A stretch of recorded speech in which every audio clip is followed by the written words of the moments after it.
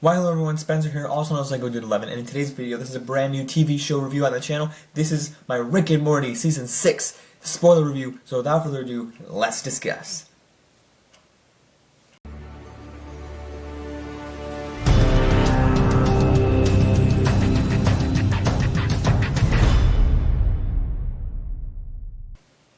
Okay, so first and foremost, a little bit of housekeeping here. I do have my list of notes here that I did take down on the full season itself. There are 10 episodes, as are all the other seasons except for the first season. There was the pilot, and then they had the other 10 episodes. But there are 10 episodes each season of Rick and Morty, and I'm going to talk about all of them here today. Now, on my list of notes here, I did take down some notes on each episode, but I'm not going to do like a full rundown on like all the specific details. I just kind of want to give you like my thoughts on like the main focus on what the episode was and what I liked about it. Now, with that out of the way, you can click the card up there to watch my Season 5 review that I did last year. And by the way, guys, I want to mention this before we get into the actual notes here.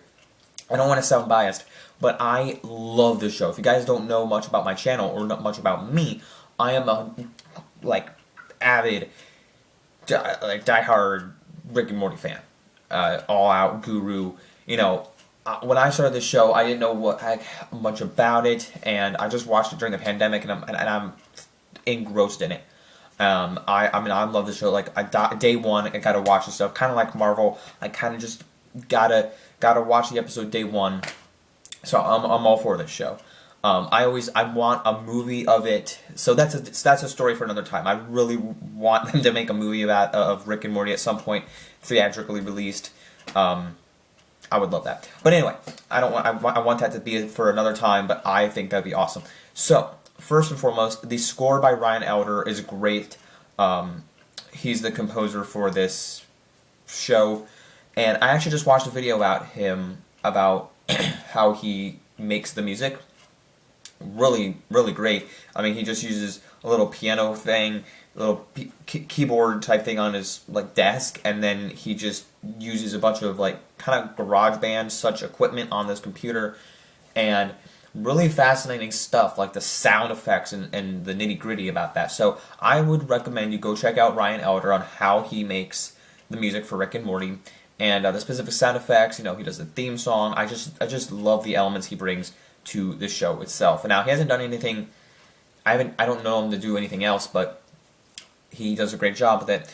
And specifically, one of the things about this episode is I love the Night Family piece of music score that he uses for that episode, which we'll get to a little bit later. So let's get off to the banger premiere. And this premiere was, I don't know if it was one of my favorite premieres of the show or just continuing from where last season left off. It definitely brought me into what I wanted from this season and what I wanted. It wasn't just I mean, obviously they had to continue from where last season left off, but it was because I didn't know what they were going to do. But this season, or not just this season, this premiere gave a lot, and in a good way, not just a lot oh no, that was too much. A lot in a sense, a lot of good stuff, and they brought a lot of jokes. They brought a lot of good teases for what's to come. And I might be sounding vague, but this is also a spoiler review, so I don't want to sound too vague. So when it starts, it has this great parallel to Avengers Endgame. They're sitting in the Citadel where, last season left off, all the Mortys, or evil Morty, took off in space.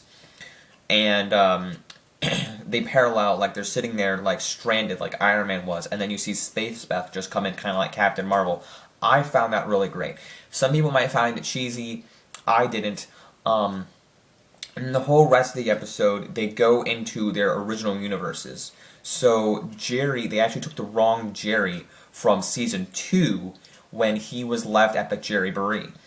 And, man, that was such a great twist, because it makes sense in and of itself. When you think about it, it's okay, they did take the wrong Jerry.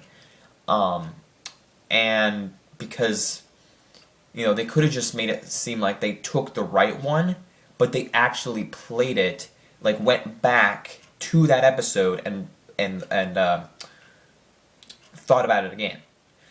So I really like that, and then the whole rest of the episode is about basically, you don't see Jerry until later, and then you see Rick dealing with his dead wife. His house or the car is simulated to reenact his wife haunting him, and then Morty's in the world where he's with the Cronenbergs, and where Jerry is like arced out, like he is full on warrior mode, and where Beth and in season 3 where you saw all of them again in the Rick Shank Redemption episode, that we see him again, and Morty's trying to bond with him, and he's just upset.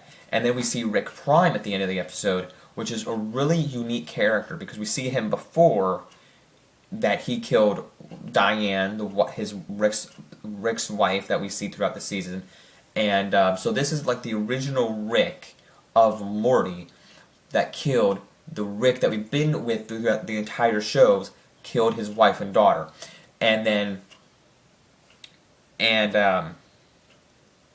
so Rick is on revenge trying to get Rick Prime, and then we see him at the end. We see all these video screens and him trying to take him down.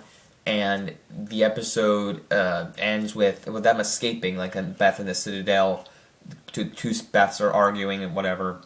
And season 2, Jerry lets loose Mr. Frundles, which is a hilarious character. And then they have to do the whole episode over again at the end. And they say they finally go to a world that says Parmesan. So that episode was a banger episode. I thought a banger premiere in my eyes. And the jokes really worked, and Rick Prime, that whole thing with Rick Prime in there really worked for me. By the way, I'm wearing my Rick and Morty shirt for this review. I love this shirt, but it's getting a little small, but I wanted to wear it for this review.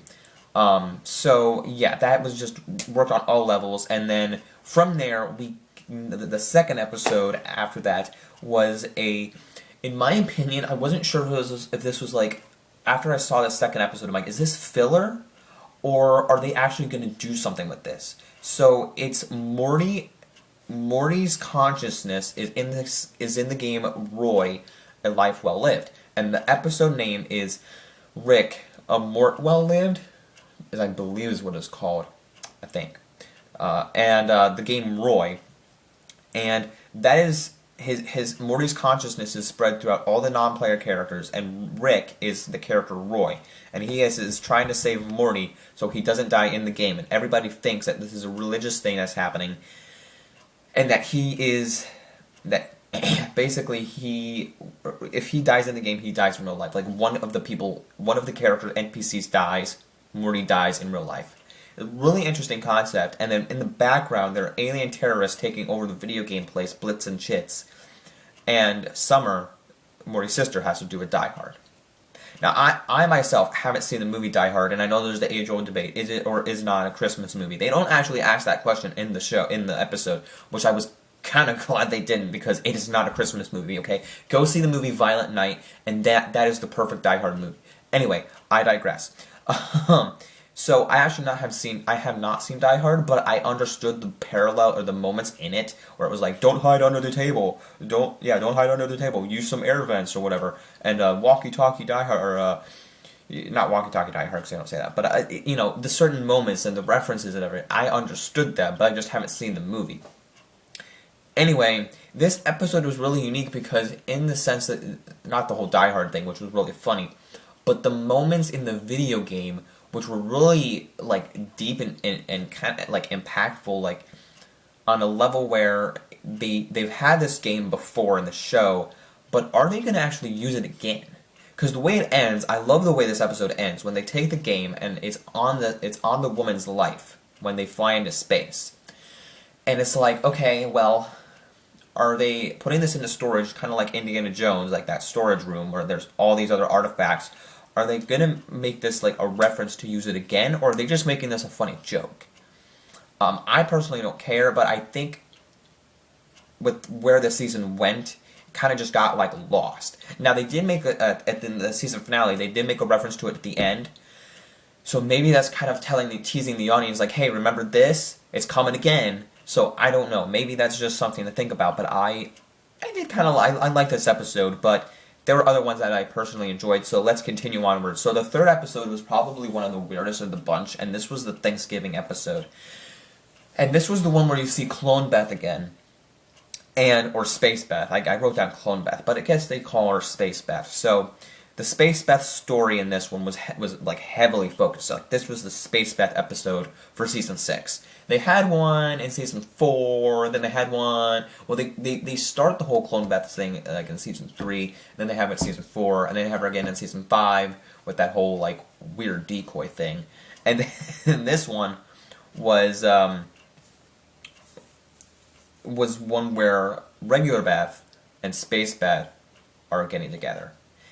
And I literally, like a couple weeks ago, I was watching this with my friend before the last 2 episodes came out, and we like binged the first 8 episodes of this. And we got on that episode, and he's like, "What is happening?" I'm like, "I don't know. Somebody either had fun writing this or really wanted to make this episode, and they were like, okay, let's do this." So again, this wasn't my favorite episode of the season, but I had some fun. I had some laughs at it.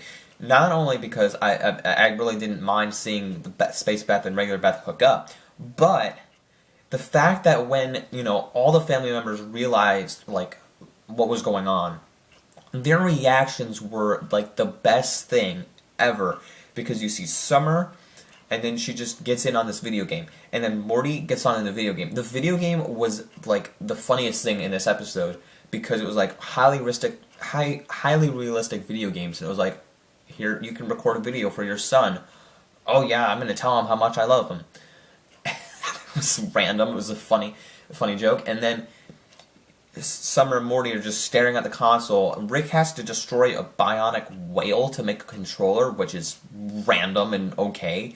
And then Jerry finds out that they made out, and he turns into a bug. Turns into a pill bug. It's like, okay, Rick installed a pill bug system in him.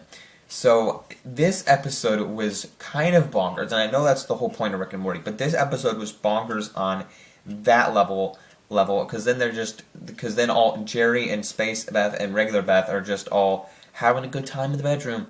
So a little weird, but hey, it's it's a love triangle. And now the thing is, I'm trying to wonder, like, if most people would be upset by this, but they incorporated this character, and it's like,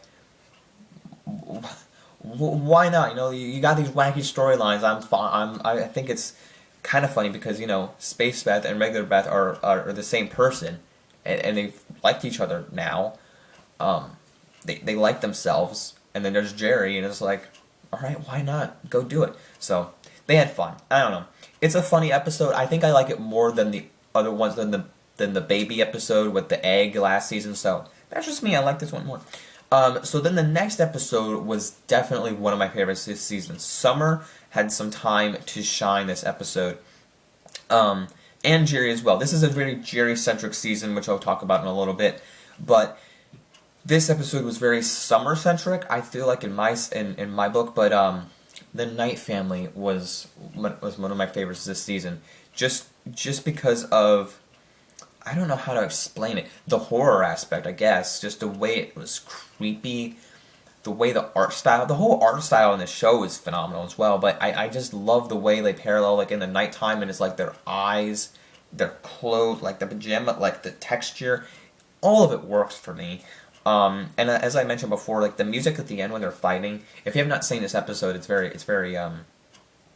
crazy. You don't know what happens, but there's this device that makes them unconscious, do things like while they sleep. Like if you take a blood test and then it makes it, not a blood test, like a little sample of blood, at nighttime you'll wake up, the device will turn on, you'll wake up, randomly do things unconsciously, like do exercise, play the saxophone, or as in Jerry's case, he writes letters to his pen pal, who is himself unconsciously and then awake.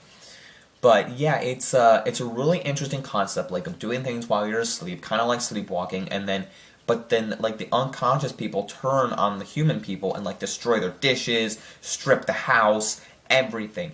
And then Night Summer, the unconscious version of Summer, gets revenge on the rest of the family, Rick and whatnot. But then Night Jerry, turns out to be like a good guy and help them out at the end because he's writing letters to them, thinks he's nice, and so forth. and the end of the episode is just so chaotic. The night theme, like they're escaping and like driving in the car. There's these drones that sound like Daleks from Doctor Who. It's epic. Like the whole chase scene, I love it. I think this is one of my favorite moments from this season, and almost Rick and Morty. I don't know, maybe that's too biased, but I just watch this on repeat and go, this scene works. Like it's a chase scene. It's great. I mean, there's a bunch of great Rick and Morty moments, don't get me wrong, throughout all the seasons, but this one in particular, it doesn't even involve portal travel, is what's so great about it. It's like, it's a chase moment, it's engaging, like, your eyes are glued to the screen, and I love it. So, I mean, this episode for me almost comes out, like, tied for another one on my list here, but it's one of the greatest, I think, of the season, so that's just me. But, and by the way, Evil Summer, I almost forgot this. One of my favorite lines in this episode, the best line in this episode, is when Evil Summer says, and I don't know if this is going to happen later, like if Summer's going to be evil later, I doubt it, but just the fact that she was trying to be a threat in this episode, and she says to Rick, "Sorry, Rick, but your opinion means very little to me," is actually parallel to back in season 1, when in Rick Potion number 9, when the flu episode, when Rick says to Summer, "Sorry, Summer, your opinion means very little to me." I was like, what? They actually went that far. They actually brought that line back. So I thought that was kind of a cool reference that they tied that in. So episode 5 was the fortune cookie episode.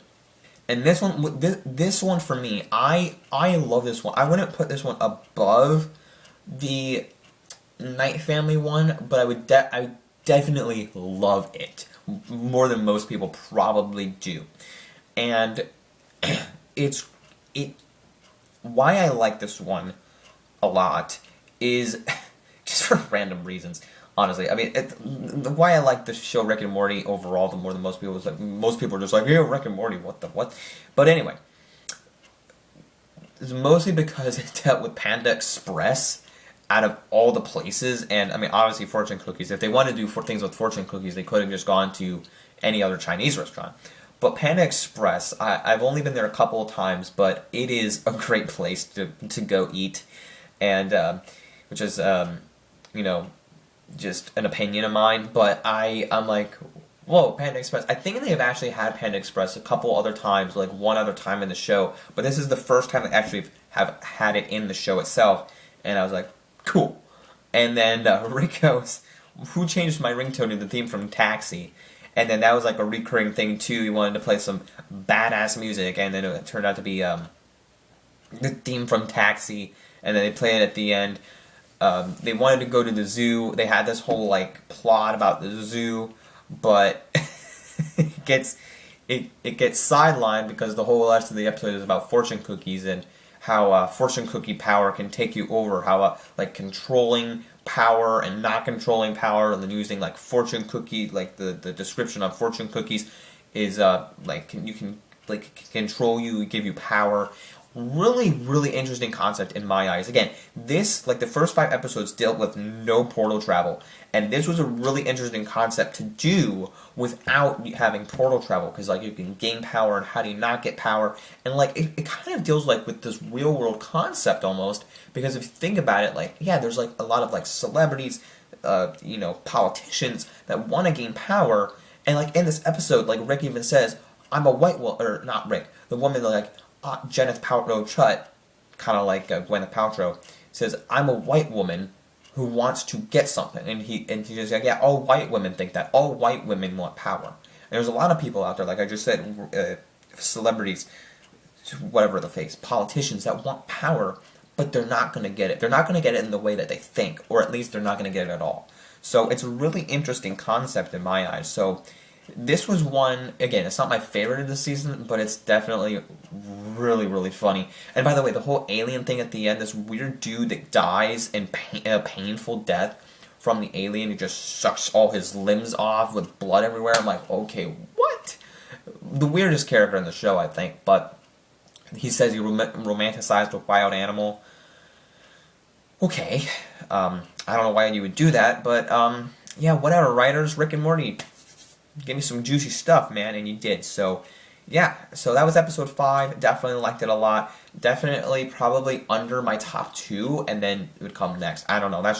I don't know. This season had a lot of great stuff. So coming up next is episode 6, and this is the God Dinosaurs one. And this one is kind of just meh for me, and it was okay. Like it was funny and stuff like and such. I just rewatching it again with my friend, like when he was over when we went on vacation. Who the friend I took on vacation. I was like, because I introduced him to Rick and Morty on vacation, and he loves it, so we watched it this season. And I still like I laughed at it, but it wasn't my favorite of this season. I would rewatch the fortune cookie one over this one, guys. And I'm being frankly honest. I don't know what it was about this episode. It was unique, because I think what this episode did really well in one context is, I thought it was raining outside for a minute. Is it dealt with how not how powerful, how these god type dinosaurs can deal with smartness and tech, not even tech, like portal level stuff, and as opposed to Rick, who is smart on a human level, right? And who Rick thinks himself as a god, and then it just is interesting on that level, and how Rick is trying to continue developing his portal, or fixing the portal travel and all that. Because in the beginning we see him do a portal, and it's the Cthulhu monster we see in the intro. Really interesting. I think that's something they're building towards in the later seasons, like trying to do this Wormageddon thing with the Cthulhu monster. I think that's something they're building towards, because they teased that. But again, that was neat. I liked seeing the Cthulhu monster there. I liked seeing this level of how the dinosaurs work together and all that. And they even mentioned Marvel movies in there as well. Like, there's something about Amazon Prime. How many Marvel movies have you made? Because a bunch of Rick and Morty writers have gone on to make Marvel movies. So I'm wondering if that was like a tease, like a nod to how many like the Rick and Morty people doing Marvel, and them like kind of doing like the multiverse stuff in Rick and Morty and Marvel. So I don't know. I kind of got a chuckle out of that. But other than that, this episode just kind of felt like meh. And by the way, 2 other things. That Jerry writing a book, his memoir, and he gets like the dinosaurs strip his name off it. It was kind of funny. And then Rick hosting the Oscars when what's his face? It's Tom Hanks. You see Tom Hanks and Dwayne Johnson, and Tom Hanks is like, "Well said," and then Oscar host Rick. Rick even mentions like everything at the Oscars is scripted, even that one thing, meaning the slap. But that was pretty funny. But other than that, like I like that. I found it funny when all of that happened, and even the asteroid at the end with the dinosaurs going blah blah blah blah blah blah. Okay, it was all funny, but I'm like, I don't know. This is my favorite episode. So I don't know. All those moments worked for me. It worked for me on a level of this season. I think it worked, as opposed to last season. Like if they put this episode out last season, I don't know how I would have reacted. I do like this episode more than any of the other ones last season, or not more than like the Vat of Acid, or Mr. Nimbus per se, but it didn't blow me out of the water like other episodes this season did. So anyway, those are my thoughts on that one. So then the next one was definitely one of my favorites for this season. And I know most people wouldn't put this high up there, but I do, because I could not believe this episode. I didn't. No joke. So this was the meta episode, Full Meta Jack Rick. And I love the name, first off, and I love what they did. From the cold open to the end of the episode, this is one repeat for me. Any day, like a Rick and Morty fan just needs to watch this episode, because this isn't the episode that people should be introduced to, but this is an episode that is worth watching. It's like, okay, what's your favorite episode? This one. They start off with the cold open of previously on Rick and Morty, and then they go through all these segments. It's like, wait a minute, this didn't happen. Like 2 of the things happened, and then all the rest of them didn't happen. And basically the gist of it, after that, they go through the main titles with previous Leon. And it's like this alien creature. It's like previous Leon. It's like previous Leon, but it's previous Leon. It's hilarious. And they go through the opening titles, and Rick's like, close your eyes on this part. Morty's like, what is happening? Why is my dad in a suit? Why am I butter? I was so frustrated, by the way. There were like two of the things only happened in two of the episodes. And I wanted to see why Morty was butter. And apparently Rick says, it's the best episode. Are you kidding me? We don't get to see the best episode? Anyway, I digress, but I just really wanted to see that. Anyway, that, and then the rest of the episode is just them trying, in the metaverse. Metaverse? Was that what it was called? Meta place? And them going to get previously on, and then we see Jesus and Storylord come back from that one episode, Never Rick and Morty. And this is kind of like the sequel to that episode. And they come back. And, it's so good because I love the creativeness they put into this episode from the first time they were in it. And they come back and say we blew up the toy train, escaped the toy train, and then Storylord is like, I want motivation. My character motivation is motivation. It's like, that's stupid. It was so funny. Like, it's so good, it's funny. Now, maybe some people don't like it, but I think it's so funny and creative. And then we see Rick go to this fortress in the metaverse. I'm calling it the metaverse. Meta reality. What meta place? And there's these 6 superhero type characters. Flashback, Continuity, Mislead. I can't even believe I'm remembering this off the top of my head. Nick, who makes anyone a protagonist, and then Mr. Twist. And then there's Retcon, or Brettcon, who they call Retcon. It's so funny. And then there's Mr. Twist is like, the Mr. Twist is that the 6th member is you, Morty. And it's like, what? And then Retcon just turns out to be like Dr. Manhattan, just destroys all the other people, all the other super characters. But I got a kick out of all those names. And then the rest of the episode, like Joseph Campbell, who does like the soup guy, and he's like, okay, he's there. And it turns out that, or not turns out, previous Leon like does some other stuff in the episode and almost kills Rick. But this episode was awesome. I love the meta humor of it. I love this stuff. Because Rick also makes comments like, I do meta jokes all the time in this episode, or all the times in this show, and Morty's like, wait, if we have intro, like title sequence, does that mean like we're a show? And so good, such good stuff. And at the end, there's this great fight between Storylord and Rick, and they open their shirts again. And it's like, ooh, you're ripped or whatever. I'm not gonna say what they say. You're ripped, and oh man, good. It's hilarious stuff. They have a great fight. Morty does this really impactful speech. Really impactful. He's talking to Joseph Campbell. Oh, that's deep, Morty. And then they put Storylord down with the little Rick plushie.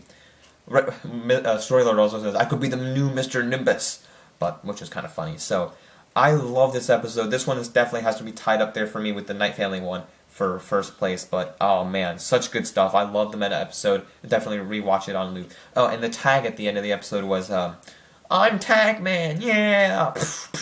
I'm Tag Man. So yeah, that was funny. I loved him at the end there. One of the best stuff. So I don't know, that's just me. I hope I'm not too biased. But then the next one was probably like the grossest one. If you thought making out with Space Beth was weird, this one was even weirder, dude. We got some weird alien called Pissmaster, and yes, that's the name of it. I didn't really know I was going to be saying this on a video, but here I am saying that.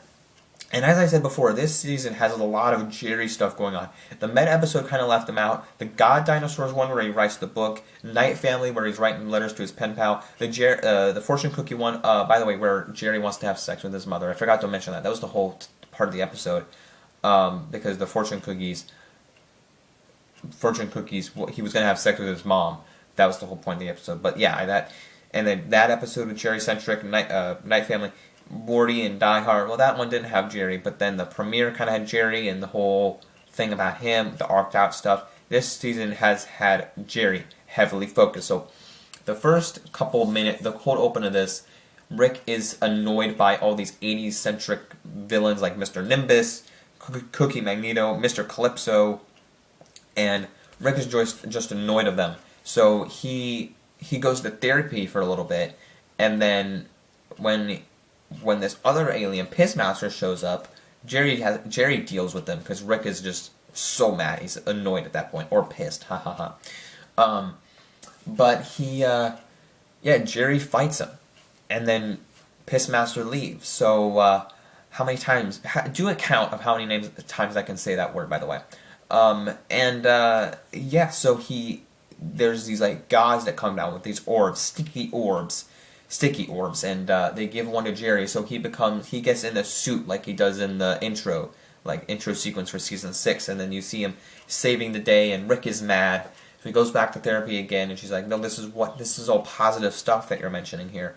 I think it's really cool that Rick went to therapy, and then, you see later, you see the this green bean, that's SpongeBob's voice, by the way, and then Rick is getting drunk, and he's annoyed again about the whole Pissmaster video thing, so he goes and tries to save him, but he's dead. He committed suicide. Pissmaster committed suicide. So then Rick takes over the suit, tries to save the day in an act of saving the day, and Jerry notices that it's actually Rick, and gets mad. But then the gods come down and is like, how is it Rick?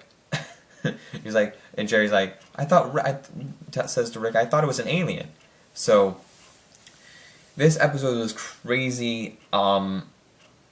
I think this one was better than the dinosaur one, in my opinion. Even though it was weird, that's what I like from Rick and Morty. The dinosaur one I don't think was like weird enough, and it just felt a little boring. But that's my own opinion. By the way, I don't want to get into the discussion argument here. But the Pissmaster one was hilarious. By the way, the weird Hitler's characters in the episode were very funny. Or the whole, okay, so now we're letting in all Hitlers now, and then Jerry's just like, I hope there wasn't anyone else on that planet when he destroys the planet, but and there wasn't anyone else on that planet. So yeah, I definitely like that episode a lot, definitely more than the dinosaur one. So then the next one was the Sun Night episode, Nights of the Sun, and where you have to cut off your little wiener to, I'm not going to say another word there, you have to cut off your wiener in order to be a Sun Knight, so, or a Sun King, which Morty becomes the Sun King. And what I loved about this episode is that, Rick is like, I could become 22% more agreeable, maybe because of therapy or whatever, and he takes his sword, and there's Knights on the Sun. I'm not going to go into a full description. He uses his sword, that saw the movie Blade, and he's fighting with it, and he becomes the Sun King. And all this thing, like I said, you have to chop off your wiener. There's like, come from, the Sun Knights come to their house, and they're like, and Morty describes the whole solar system and the gravitational mass of the sun and all this stuff, and like the solar system. And they're like, our legacy has been betrayed, like betrayal. So they leave, they want to go do drugs and stuff, so Morty has to go save the day from the sun, from all the warriors of the planets. And it's like this full Game of Thrones sequence and everything. It's a really funny episode. I think I like this one more than the dinosaur ones, but just above it, like slightly above the dinosaur one. It's not my favorite of the season, but it's slightly above the dinosaur one. My dinosaur one is probably my least favorite. But what I love about this episode is how it ended, because when they're like, okay, chop off your Morty's like, I'll cut off my wiener for you guys to like me again. So in that process, Rick makes his wiener fake 3 times, 3 layers. And in the process, there's these detectors, right? There's these detectors that detect if it's real or not. So weird, so bizarre. But in the process of that, Rick is like, this isn't working, so I'm going to talk to you telepathically and take the scissors and run. So they run. And what they do, they parallel this episode with the vat of acid, and they jump into it. They jump into the sun. It's a vat of fake sun, and then It's the exact same positions they fall into when they fall into the vat of acid, and it was awesome. I love that parallel so much. And then they're like, we used a ladle, or the bones floated up, and we used a ladle to see if it was a vat of fake sun. It was so good. I loved it so much, the parallels they did there. My favorite moment from that episode, in particular, like, the perfect parallel. And they even mentioned it earlier in the episode. They're like, Morty's like, are you doing the vat of acid again? That was classic. I loved it so much. So, yes, so that was the penultimate episode, episode 9, and now we're going to get into the finale of the season, and then talk about my thoughts on what season 7 will have. So the finale of the season was Rick Poon's Mortish. I already forget already. Rictional Mort Poon's Rickmas Mortation, and I think it was Christmas Vacation, the Christmas Vacation episode. And this was a little bit of a weird one. Excuse me, I'm scratching my nose in the video. But this was a weird one. Based off of the name, I expected more Christmas, but it's fine. To me, it was fine. It was just a finale. It doesn't lessen my enjoyment of the episode. It doesn't weaken my love for the show at all.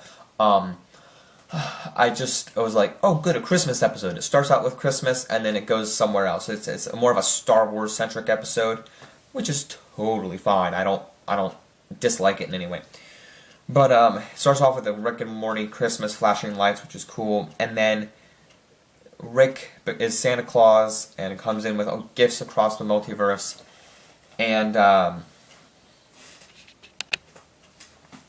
he gives Jerry a version of Miracle on 34th Street that's 2 hours longer. He gives both Beth and Space Beth a picture of them when that they weren't murdered as a child, and he gives Summer some money on Venmo because she's 17, and Morty, he gives Morty a lightsaber for Christmas. But it turns out later that when they're playing with it, he slices Rick down. He slices some fruit that the lightsaber goes perfectly vertical down into the earth, and they keep going down into Rick's lair in Rick's garage, and they go down to level 100 accidentally. They find a little sushi restaurant in one of the layers, and then they find out that in level 100 he sees regular Rick. Turns out that Rick wasn't really being 22% more agreeable. He had just made a robot to be a little bit more happy for Morty. And really interesting setup there and premise throughout the whole episode, because Rick is mad at Morty for taking the sword from the Knights of the Sun, and then the whole episode is to deal with Rick trying to get the lightsaber out from the Earth. The president's there. They're trying to get they get the lightsaber with the drill ship that's faster than the lightsaber, and then later they find out that Rick is a robot, because Rick is like, I'm not a robot, am I a robot? And then they kill him, put the head on like the stars, the Christmas tree, and then later the president is playing with the lightsaber and he drops it as well. So they have to save it again. And then they use Rick, the robot Rickbot, and they go to the White House, which is in space, and it looks a lot like the Death Star, which is just hilarious. It's hilarious, the parallels there. It looks like the Death Star in space, like the White House, like the oval, or the room where the president sits is like the Death Star round circle. And then there's a bunch of droids that come out with lightsabers for hands, lightsabers for eyes, stupid ideas, but the president's like, Disney ruined it. Disney ruined it because they shouldn't make these TV shows. They shouldn't use these green screens. It's stupid. And Morty's just using the lightsaber on all the droids. It's hilarious. I love this finale. And then Rick is in there. Rickbot's in there too. And Morty comes up and uses the lightsaber Gatling gun. And they're all different colors. And he tries to shoot the president, but Rickbot jumps in, saves the day. And all of the lightsabers from the Gatling gun fall off him and go vertical out through the White House. And you think they're going to be in space, flying in space, but they then are saved by the portal gun by actual Rick. And then Rick later says, when the president just walks away. He's like, "Merry Christmas. I guess I'll just walk away. Is this a good time for a new White House? Is this a good? Can you call me an Uber? Nah." And then Rick is like, I should have agreed, been more appreciative of you, agreed to you. You can help me out with this. Rick has been trying to find the killer, still find Rick Prime.